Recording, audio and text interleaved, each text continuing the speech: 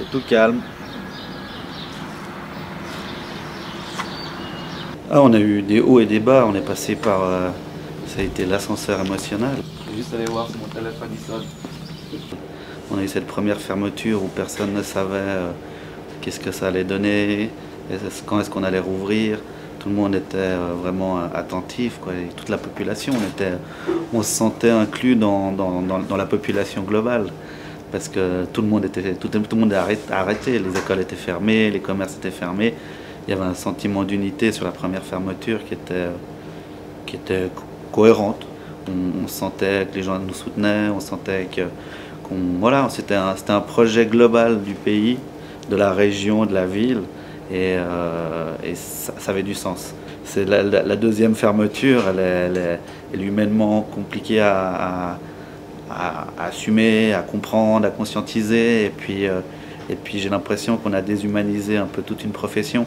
Et voilà, il y a vraiment le sentiment que l'État ou la Confédération, qui devrait être un partenaire, est devenu en fait un adversaire.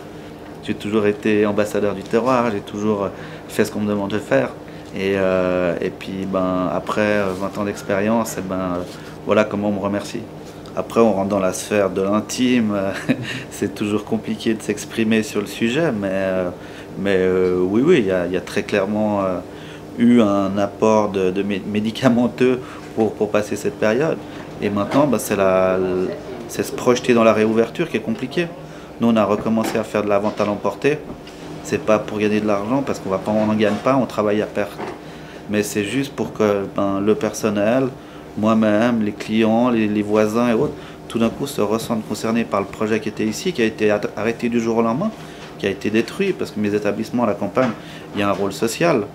Quand j'ai repris cet établissement, je me suis mis beaucoup de pression, parce que voilà, je reprenais un bout de page d'histoire de quelqu'un qui l'avait commencé 20 ans plus tôt, et moi je voulais terminer ce bout de page et en tourner une nouvelle pour commencer mon histoire.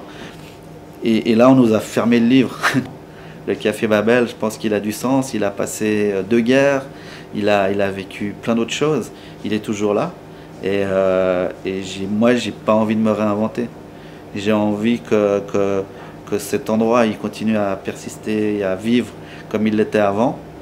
C'est comme si on disait maintenant on ferme les gros fast-food et eux ils doivent se réinventer en faisant de la cuisine traditionnelle. En gros, moi, tout ce que j'ai économisé depuis que j'ai commencé à travailler, aujourd'hui, je l'ai perdu. J'ai juste envie que ça s'arrête, tout ça, quoi. Je sais plus comment faire. J'espère pas devoir arrêter parce que j'ai envie. J'ai envie encore de croire dans mon métier. J'ai encore envie d'imaginer ces terrasses pleines ou ces bistrots pleins dans la période de la chasse où il y a vraiment une ambiance et puis qu'on entend les bruits des couverts dans les assiettes, les gens qui rigolent et puis qui partent avec le sourire. Ça, j'ai encore envie de le vivre.